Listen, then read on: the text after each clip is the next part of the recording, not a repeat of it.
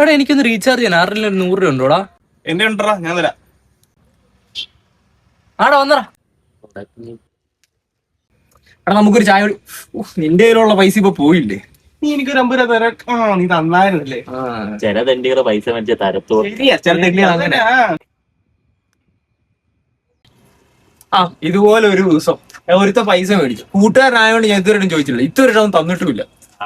ചിലവന്മാരുണ്ട് പൈസ മേടിച്ചെങ്കിൽ തിരിച്ചെന്ന് ഞാൻ ഉറപ്പാണ്. ആണെന്ന് ചിലവന്മാരും എന്റെ മേടിച്ചിട്ടുണ്ട്, കിട്ടുമെന്ന് ഉറപ്പില്ല. എടാ മതി നിർത്തിക്കും. നിന്റെ 100 രൂപ മേടിച്ചാണോ ഇത്ര കിടന്ന് പറയുന്നത്? ഞാൻ നിനക്ക് പൈസ ഇപ്പൊ തന്നെ ഇട്ടേക്കാം. എടാ ഞാൻ തമാശക്ക് പറഞ്ഞാണോ? അതിന് നീ ഇതിനെ സീരിയസ് ആയിട്ട് എടുക്കുന്നത്? എടാ തമാശക്കൊക്കെ ലിമിറ്റ് ഉണ്ടോ?